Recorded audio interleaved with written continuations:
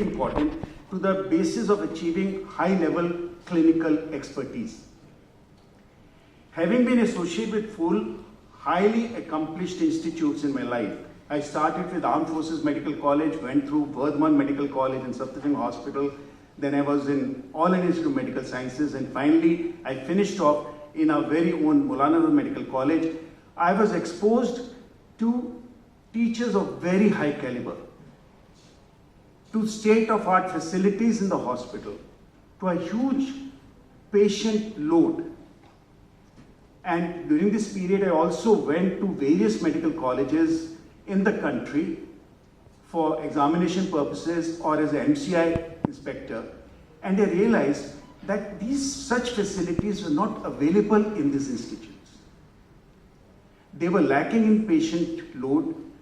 Their state-of-the-art facilities were not universally present in all these institutes, and it is for these, especially for these institutes, students in these institutes, that platforms like the CME programs being organized by premier institutes in the country are very important, to expose them to what is happening around the world, what is happening in surgical science, and to update the knowledge. Not only the postgraduates, but even the practicing surgeons today are required to update the knowledge. And this factor is being recognized by medical councils, where CME credits have to be acquired for the re-registration of the doctors. So this has become a very important factor. In the next few days, probably you will hear very practiced practitioners of the art of surgery sharing with you their views about the subjects, lecturing you, answering your questions. It is for you to imbibe that knowledge and go back with that knowledge, and possibly that is what is going to seep into your practice over the next coming days, years, and maybe it will guide you properly for the rest of your life. But is teaching and learning so simple? Teacher gives and you receive. It's simply not that simple. A major consideration in education is the profile of the students. Notable individuals, exceptions such as the focus of the individual, reinforce the average characteristics. You have to be a good learner for the teacher to give you that knowledge. No doubt teachers shape your career in more ways than one, but it is the student who shapes the journey with the teacher. Remember, at some level, everyone is everyone's teacher. I was once a junior resident. When was it? In the last century, sometime, in the late 60s, 70s. I was operating at Safdarjung Hospital. I was a junior resident, first year junior resident. I was doing appendectomy all alone. And I couldn't find the appendix. I was sweating and I was fiddling and I was doing all sorts of funny things. Till the sister, senior staff, she was assisting me. She says, Dr. Sada, if you don't mind, yeah, I can give you a suggestion. She said, just mobilize the cecum.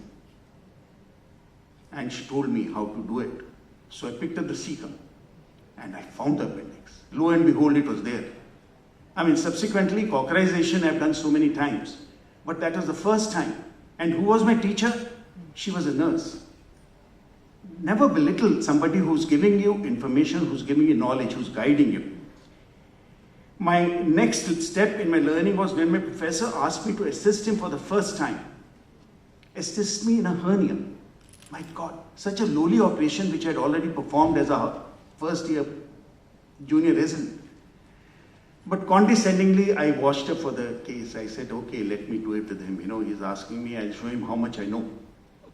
And it was an eye-opener. He started asking me questions. What incision, what is the length, what is the nerve, what is the artery, what is the vein?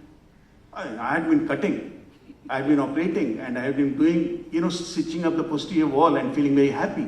And here he was, what should be the tension be, how many sutures should he apply? It was an eye-opener. From that day, I started visiting the library more frequently. I knew I had to learn the basis, the scientific basis of what I was doing. I had to become from an instrument-wielding person to a prospective and maybe a skilled surgeon later in life. And from that day onwards, I also started observing more closely my seniors on their approach to the patients, on their approach in the operation theatre, in the wards, and I started learning quietly by asking questions and by imbibing what was being given to me. So it is very important that we proceed in that. Remember, a teacher puts across the knowledge acquired over the years, from learning, from reading books, from observing, from making mistakes, and also from innovating. So what the teacher is giving you is part of himself or herself. It has an emotional bond. Till you can establish an emotional bond, learning or teaching does not remain the same. So that is very important. Now, remember, it's not only a good teacher who teaches or a good student who learns. Even a bad teacher teaches you how not to do a thing. And I was exposed to 3 types of teachers in my postgraduate life. One was an immaculate surgeon. The other surgeon, and I've got my colleague sitting here who was party to it, would lose his cool when he saw blood. Literally, instruments would fly in the operation theatre. And he must have had very bad experiences in life, because whenever we were near the CBD or near the vagus nerve, he would put the devil in our minds, to the extent that they are still persisting, He would say, CBD, CBD behind us. He must have had bad experiences. Now, but we learned from him that there's nothing to be scared of. You can proceed. Bleeding can be stopped. The third teacher was even more interesting. She would invariably cause a lot of bleeding. And then she would pack. First lesson to be learned, when there's bleeding, you pack. She will tell the anesthetist to arrange more blood. She will tell the sister to arrange appropriate instruments. She will tell the residents to remain cool. And she will go and sit down on a stool for 3 minutes. 3 minutes, she used to say. She says 3 minutes mein bleeding band ho jayega. But in private, she used to say that is the time that it gives me to contemplate. I do not want to show panic. Because if I show panic, everybody in the operation theatre is going to panic.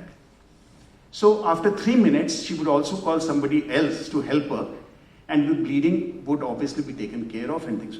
Now, how many lessons do we learn from all this? We have observed, we have imbibed, we have learned the lesson, and these lessons remain with you for the rest of your life.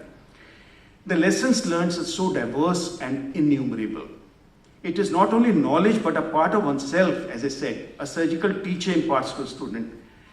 So, why is it that all the students under a teacher are not equally proficient? That is a question that I've always asked myself. I may be a good teacher to some students, and the other students may say, my God, how to get rid of this teacher? I mean, teachers can never say how to get rid of the student. But the students invariably say, my God, how can I get rid? Let the 3 of us be over, let me get rid of the teacher. I believe that teachers do not teach. The students learn. So you've got to be a good learner to learn from a teacher. The teacher cannot always provide you the knowledge. Don't blame your teachers, blame yourself also if you're not learning. It is the capacity of a student to imbibe and be inquisitive that gives the edge over his colleagues. That's why some are better than the others. At one time, I had 2 postgraduates with me. They were writing a thesis, whereas one postgraduate would carry his work under his armpit and follow me around, and whenever I had the time, he would present the work and discuss with me. The other postgraduate, I would come on a holiday, 24 kilometers, leaving my kids behind who were young at that time, and sit with him, and he would say, sir, why are we doing all this? Why are we being so thorough? Others are also writing a thesis. Is it necessary to do all this? Now, see the difference between the two. And I had one of the teachers who's going to take a lecture, who's taken a lecture, he would carry a red book with him, with queries written on it, and he would follow me, and even if I'm going to the market, he'll say, sir, I'm coming with you, and on the way he'll start asking questions from that and writing down the replies. Now, that is the basic difference between students. That is the relationship that one can have with the students, where learning is imparted and learning is acquired. I have also seen a student, they want to be selective in what they want to learn. I had a postgraduate who would say, So I'm not interested in cholecystectomy, I'm going to be a neurosurgeon. Well, remember, MS is important before you enter MCH. And your aptitude and your application at any point of your career is how you are going to be built. MS surgery is going to give you basic knowledge about the surgical procedures, about how to do things, how to manage. And this will never be lost even if you go to neurosurgery. But he would not. He would sit back and say, I'm not interested. Another student who would say, I do not want to do urology. It does not interest me. Never go to urology. And today, he's one of the foremost practicing urologists. So you don't know how life is going to lead you, how you're going to learn. But if you are today going to do something in MS, you should do it properly. You should show that you're capable of doing it and that you are acquiring the knowledge that is given to you. You know, one of the live sessions during surgery update, many of the faculty will remember, a surgeon was operating on multiple renal calculi. And you know, as sometimes happens, you can't find one stone. And the residents were getting fidgety, some were walking out, others were giggling, smiling, laughing.